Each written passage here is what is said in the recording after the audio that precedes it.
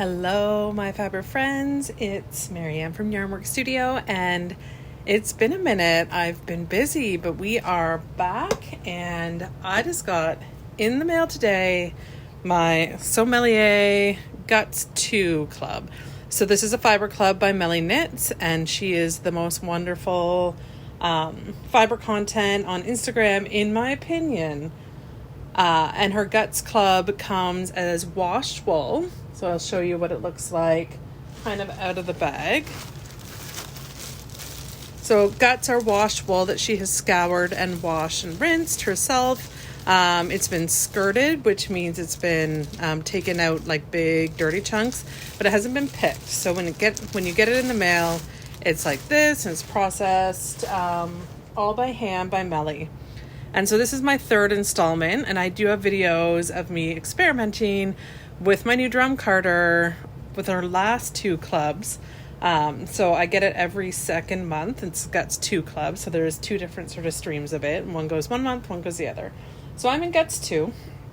And this one I'm so excited about. If you've watched my previous ones, one of them was like what she calls a chaos mix, which means it's some wool material that gets mixed with sari silk, and I had quite an adventure on that one. I did not love the carding experience of the sari silk. This one I am so excited about because I feel like it's in my wheelhouse. If you know me at all, you know I'm not a big fan of gray. And sometimes some of the fibers are surprising me in how they mix up pretty gray. This one, I feel very confident this is going to give me like a soft beigey color. So yeah, what do we have here? So I've now picked it, and this is 1/3 of the guts. So the whole package of guts is 60 grams California red from Mesta Meadows, Montana. Now I have never heard of California red, and it's this one here. So let me pull some closer. So it does have some guard hairs, or what I would assume to be called guard hairs. I do think sometimes some people will pick the guard hairs out. I want to go with sort of the raw experience because that's really what I'm looking for in my guts. The reason I got it is to just try different things and experiment with them. So because I have more available, this again is just 1/3 of one package. I'm really interested in to keep the guard hairs in for this one. I do find it a little bit of a pain in the butt to clean on my carder because they get kind of stuck in there. And there's definitely still a little bit of yam. But I was able to pick this earlier today after I got it. And picking it really just means kind of pulling it apart. Melly has great videos on how she picks, how she scours, all sorts of stuff on YouTube. So the second one is Corriedale, All Wound Up, Alberta. So All Wound Up, I assume, is the name of the farm. And it's in Alberta. And this Corriedale feels great. I haven't had much experience with like raw Corriedale. I've used combed top Corriedale quite a bit in my blending videos, if you've ever seen me on TikTok lives especially. So I'm excited about this little cloud.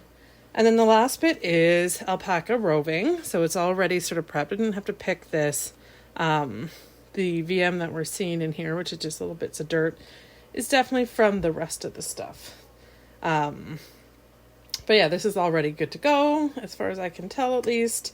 Doesn't really need to be picked. I wonder now that I say it, should I fluff it up?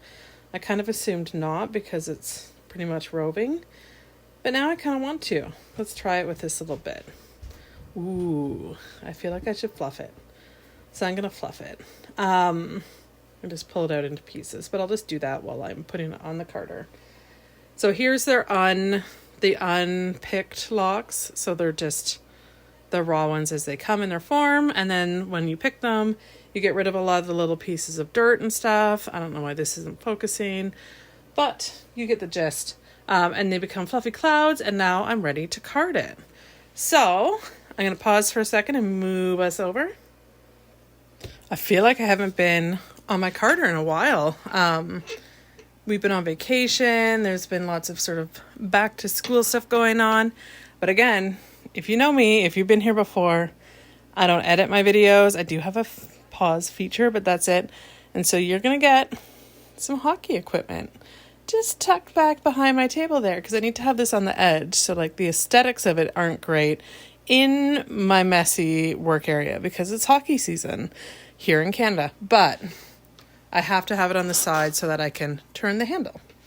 So that's what we're going to get. And so I'm going to start, and I talked to, of course, the expert herself, Miss Melly Knits. Well, Melissa from Melly Knits. And I asked her, and I talked it through in one of the videos, I asked her approach kind of on, what are we doing with loading? Are we doing, one pass, a layer of each?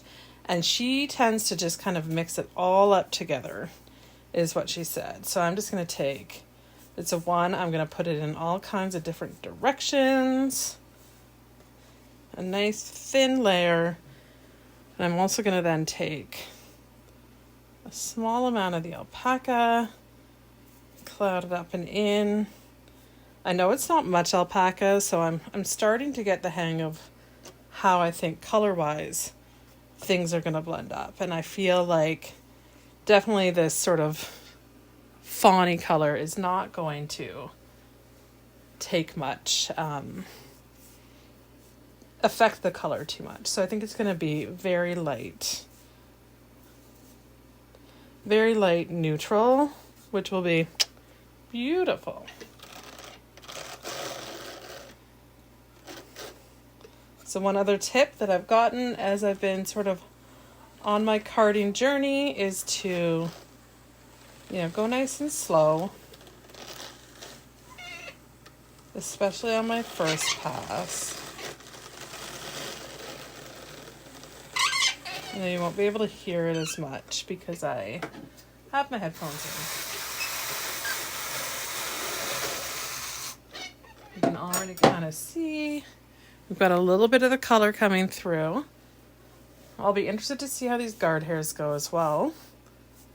And I'm just going to do this.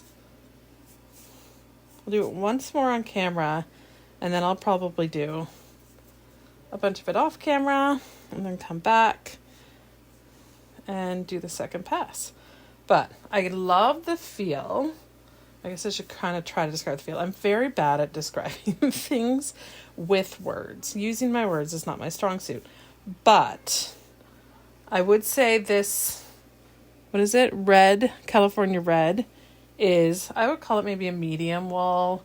The Corriedale feels kind of like a light medium, and these are like very, very non-technical terms for me.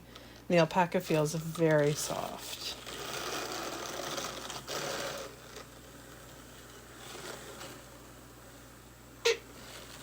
There we go, nice and smooth, a very clean liquor. If you started seeing some of my earlier videos when I first got the carder, I do feel like I've got a much better handle on how to handle that liquor. But I'm going to keep going like this, and I'll come back to you once the first pass is done. Okay, so I'm done first pass, and I'm actually really, really excited about this one. I feel like it picked up more of the alpaca fawny color than I was expecting. I keep saying, I'm learning, but every time I'm surprised, and this is the fun of this process, is getting to see that. Let me just angle it up just a little so you can see more of the chaos behind me. That's an old 80s knitting machine, BT Dubs. Okay, so first pass, again, all the layers were done the same. Now I'm just going to lift it and see where we're at. Yeah, it's definitely kept a lot more of that beige. It does still have, of course, the guard hairs, which are sort of the black hairs or darker hairs that were in that California red. Now that California red also did have a slight tinge to it, like it wasn't white. It was sort of creamy off-white, little bit of yellowish tinge. So let's take a look at what we've got.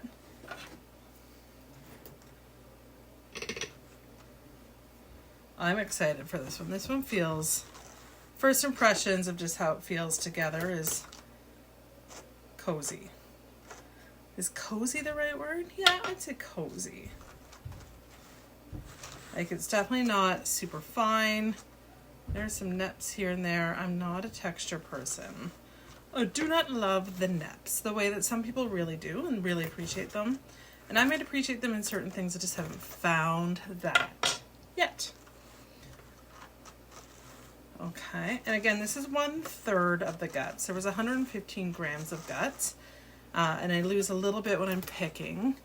I didn't lose much when I was picking this batch though. So this is probably 35-ish grams on here. And it is 20 grams of the California red, 5 grams of the alpaca, and like 13 grams-ish of the Corriedale. Ooh. Again, it's not really focusing. I have to use a separate app on my iPhone because I have not figured out how to pause on my iPhone aside from using a different app. So it doesn't do the autofocus and the focus while in video nearly as nicely. But check out that color. It's beautiful, but you can tell like the alpaca isn't super well blended. I like to try to make it uniform if I can. So when there's kind of chunks of guard hairs, I'm going to pull those out, but otherwise I'm going to leave them in. So ta-da! Here is pass 1. And what I'm going to do now is I'm just going to rip off strips and I'm going to pass it through again. So let me just clear some of that out. And this will hopefully help, again, floof it open, blend these different fiber types together, and then what I'll probably do is from there see if I want to do another pass or if I want to hold on to it and then mix it with the other. If I decide I want to make like the whole 100 grams of this exact same mix, which sometimes I do and sometimes I just experiment with a small one and leave the rest of the guts available for other stuff, other blends and experiments. But if I love it, then what I want to be able to do, I didn't realize we were so off tilt here. If I love it, one of the other things I want to do is mix, like blend strips from each one of these sets. So this is like 1/3 of it, and take a strip from that and a strip from the other and a strip from the other, just to sort of evenly distribute as much as I can across it. So what I have found works best with my strips is first to pre-draft it, open it up staple lengthwise a little bit more. Oh, this feels great. Right now it kind of has like a butterscotch ripple effect. I don't know if you can see that, but it's pretty cool. So I pre-draft it, and then the other thing that I tend to do is actually just break off and feed it in kind of slowly. Again, this isn't a very exciting card just because this part usually goes pretty quickly. But I found this is best because otherwise I found, and if you go back to other videos, people are giving me tips all the time, which I absolutely love because I am on a learning journey and you are here for the ride if you want to be.